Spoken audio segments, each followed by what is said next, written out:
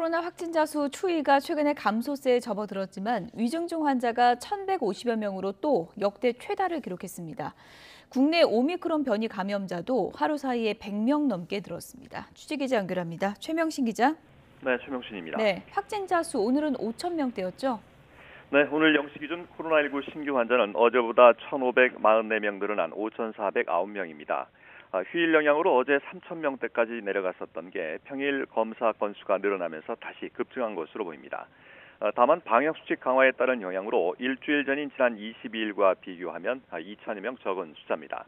하지만 위중증 환자는 여전히 심각한 상황입니다. 위중증 환자는 전날보다 49명 늘어난 1,151명으로 또다시 최다치를 기록하며 9일 연속 1,000명대를 유지했습니다. 사망자는 36명 늘었습니다. 신규 환자 감염 경로를 보면 국내 발생이 5,283명, 해외 유입 사례가 126명입니다. 국내 발생을 지역별로 보면 수도권에서 3,786명으로 전체의 71.7%를 차지해 여전히 유행을 주도하고 있습니다. 국내 오미크론 변이 감염자는 109명 늘어 누적 558명입니다. 오미크론 감염자가 하루 100명을 넘기기는 이번이 처음입니다.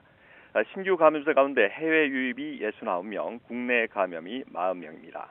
어제 오후 5시 기준 수도권 중환자 전담 병상 가동률은 하루 전보다 2.4%포인트 떨어져 78.7%를 기록했습니다.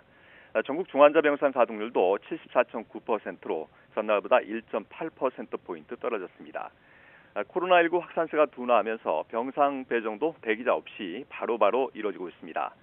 방역당국은 오늘 0시 기준 수도권과 비수도권에서 입원과 생활치료센터 입소를 기다리는 환자는 없다고 밝혔습니다. 정부가 오미크론 변이에 대해 방심하면 안 된다고 당부했죠? 네, 김부겸 총리는 오늘 오전 중대본 회의를 주재한 자리에서 최근 코로나19 확산세가 진정세로 접어들긴 했지만 오미크론 변이가 우리나라에서도 우세종이 될 가능성이 크다며 경계심을 늦춰서는 안 된다고 말했습니다.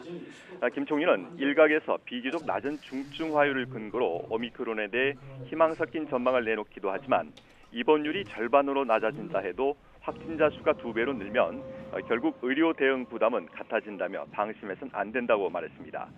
중대본도 지난주 기준 국내 지역사회 오미크론 검출률은 1.8% 정도지만 해외 상황에 비춰보면 확산 속도가 굉장히 빠르다고 밝혔습니다. 이런 가운데 오미크론 감염자를 빨리 찾아내 격리하기 위한 새로운 PCR 시약이 내일부터 현장에 도입됩니다. 김 총리는 다음 주부터 적용할 새로운 방역 조치와 관련해선 일상회복지원위원회를 포함해 각계의 목소리와 전문가 의견을 듣고 신중하게 결론을 내릴 것이라고 덧붙였습니다. 조정 방안 발표는 이번 주 금요일 중대본 회의에서 이루어질 예정입니다. 지금까지 사회부에서 YTN 최명순입니다.